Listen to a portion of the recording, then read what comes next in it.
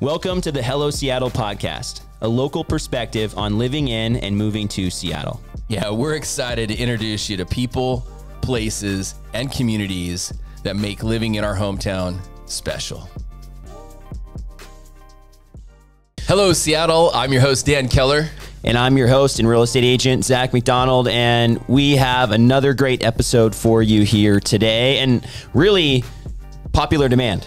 Yeah, I'm excited to, this is what I do every single day as a mortgage professional. So I'm excited to actually take the data, take the info, reverse engineer to piggyback on an episode we did, I think a month ago, on how much do you need to earn to buy a condo in Seattle. Today's episode is how much do you need to earn to buy a house in Seattle. Yeah, and price points are quite a bit different to buy a house versus buying a condo. Do you know what else is different? What else? Rates.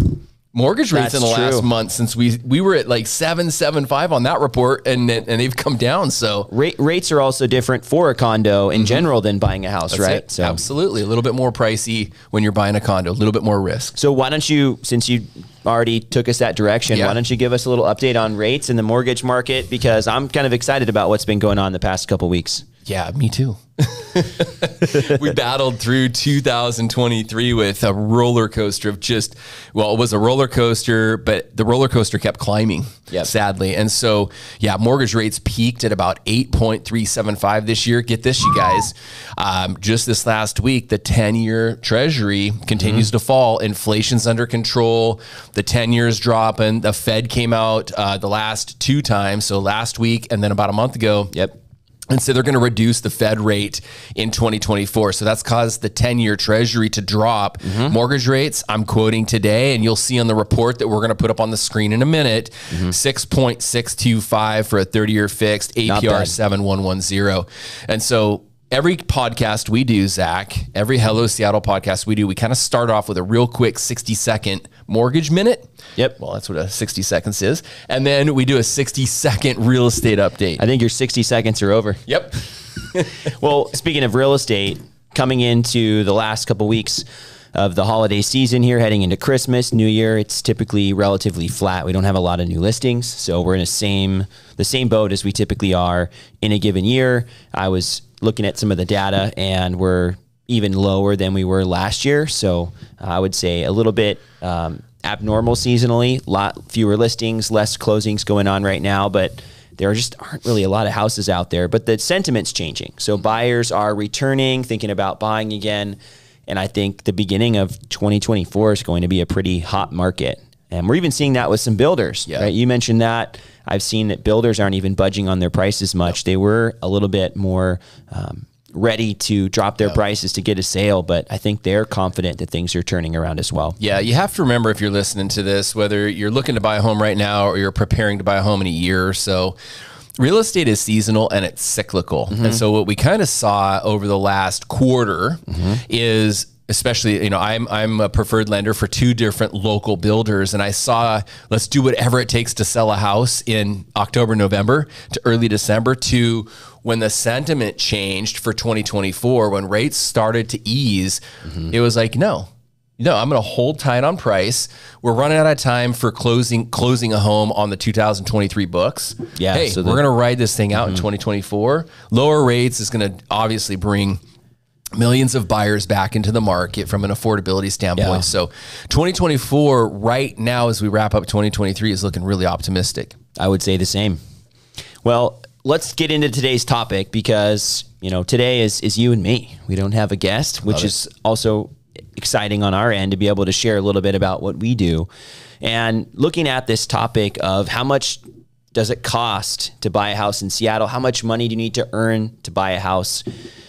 This is going to be fun. We're going to go into a few different neighborhoods in Seattle. We're going to look at the median sales price versus what it costs to buy in these different neighborhoods, and also show you how much money you need to earn to be a home buyer there. Dan, what are some of the assumptions before we go into this? What are some of the assumptions that you have on your list, just so the people listening and tuning in know where these numbers are coming from. Yeah, and I'm going to ask you the same thing. What criteria did you use to find these 4 particular homes across Seattle? But before I go into assumptions, because I did just talk about mortgage rates, and I'm going to be talking about payments and down payments, loan options, I do need to, my bank is going to require me to identify my MLO, my That's Washington exciting. State Mortgage Loan Originator's ID, and that is 115349. Okay. So the assumptions that we used for these numbers, we picked 4 price points. And the assumption for down payment that I used for 3 out of the 4 homes, Zach, was based off of the average down payment in Seattle. And it's 7.3%, I think, is what I read recently. Okay. So I used 7% for the down payment. I used a qualifying credit score of about 760, so premium credit. I used a PMI factor was based off of a single family home, 7% down with a 760 FICO score as well. So those are the assumptions. Any HOA dues factored in? No, Okay. and we kept HOA dues away from this. So what you're going to see when I mention the total monthly payment, that is going to include principal and interest. Going to include property taxes. And I actually verified the property taxes for these 4 homes you found. Nice. It's going to include private mortgage insurance because you're putting down less than 20% on Which 3. is normal for first-time home buyers especially. And it's going to be, I'll go over what that is. It's going to be shocking. It's not as expensive as many people think. And so yeah, property taxes, homeowners insurance, PMI, private mortgage insurance, and then principal and interest. So if you were to buy one of these homes, it's everything. This is your real monthly payment if you were to buy right now with these rates. Yep. And on my end, what I did is I was looking at the median sales price for these specific neighborhoods so that the house was in line with the, you know, the average, the median. And if you wanted to, you could spend more, and there are certain opportunities to maybe spend less in these neighborhoods as well. But just to give a good idea for the different price points around Seattle and how you can find a neighborhood and get a nice house for the median and below the median in some cases. So we're going to start with Beacon Hill. Beacon Hill's median sales price, $630,000, and the zip code 98108 is also encompassing a few other neighborhoods like South Park and Georgetown. So Beacon Hill's median sales price may be a tad higher, but for the sake of this video, $630 median sales price. Seattle's median sales price, $916, $975. So we're well below the median here in Seattle. And this house, Dan, is, I mean, there's nothing fancy about it. What do you got? It's just a, you know, run-of-the-mill house in Beacon Hill. We've got the 3 beds. We've got the 2 bathrooms, a little over 2,000 square feet. It took about 18 days on the market and sold. It ended up selling a little over its asking price at $665. $665, and it was listed at? It was listed at $650. Oh, wow. Okay, and this is recently. So yeah, it sold. It sold this summer. Okay, and how many square feet? This one was just over 2,000 square feet. 2,080 square feet. So just kind of an average house, nothing fancy. It's not updated inside. I'm looking at the pictures, and that's a pretty typical home that you'll see on Beacon Hill. Now, if you're listening to this and you're not necessarily from Seattle, maybe thinking of relocating here, give us a good idea of where Beacon Hill is relative to downtown Seattle. Yeah, so Beacon Hill is going to be on the southeast side of downtown.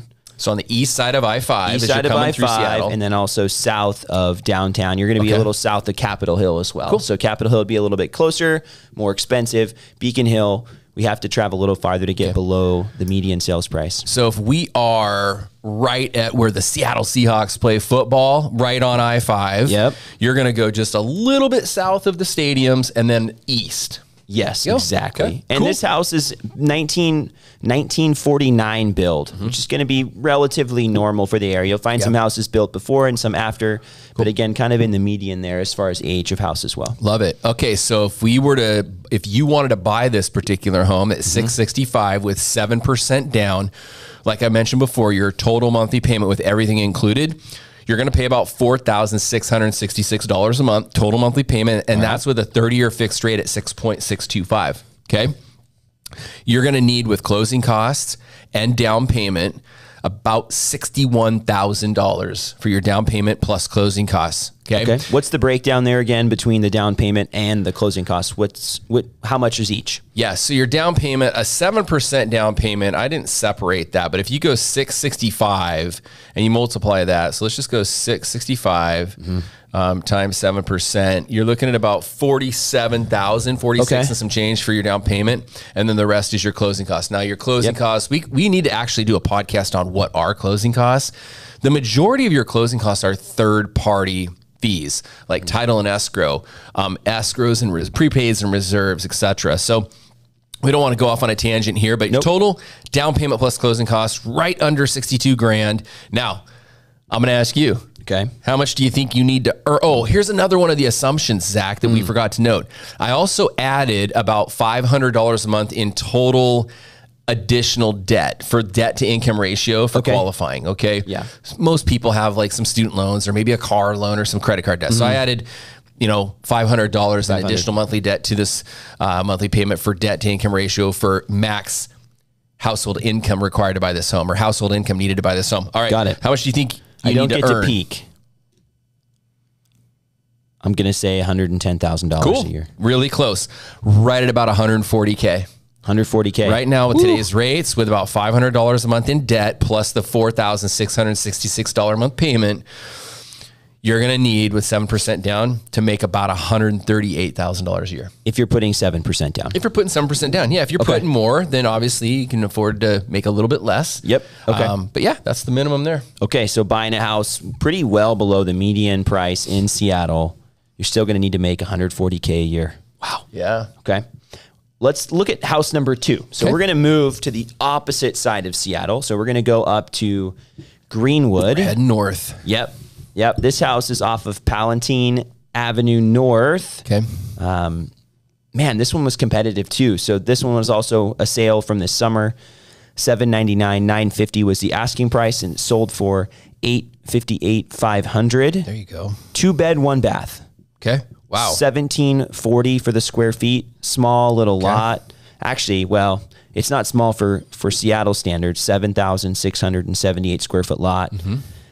This puppy was competitive. It's small. A little bit nicer inside. So this one's has a few updates. It looks clean. I was going to say that one looks renovated. Yeah. I mean, renovated for Greenwood standards. It's not a super fancy renovation, right? Yep. But you've got the butcher block countertops and some newer cabinets. So definitely done some things, but they've tried to keep some of the older. It definitely looks a little bit nicer than the Beacon Hill one. Yeah, definitely a nicer house.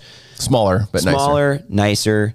More expensive though. So we're getting closer to that median sales price in Seattle. The north end is typically a little bit more expensive than the farther south end. Right, kind of central Seattle tends to be relatively expensive, but you can buy on the north end or the south end and save yourself some money. So this one, you're saving a little bit below the median, but not much.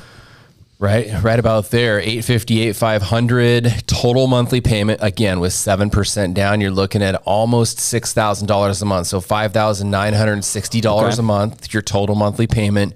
Total down payment plus closing costs, $77,569. Okay. You want to take a crack at income needed for this one? I'm going with 185. Close. You shot a little bit higher, but darn close. About 160 for this one. You need about $160,000 of total household income to qualify for this one. Interesting. So it seems like the starting point is higher, but then to make those jumps beyond that, it's not as much of a difference. Yeah. Okay. Yeah. Okay. Well, Greenwood, it seems like we're kind of in that up to $200,000 range a year is what you need to afford a house that's below the median, right? So reaching that median, you're going to be somewhere in that. We're going to get really close to it on this one, right? So you said the median sales price in all of Seattle. Yeah. 916, almost 917. Okay. So we're going to jump over that here now. We're going to head over to West Seattle. So West Seattle is directly southwest of the city. Okay. You can even take a little foot ferry over to downtown, which is pretty convenient.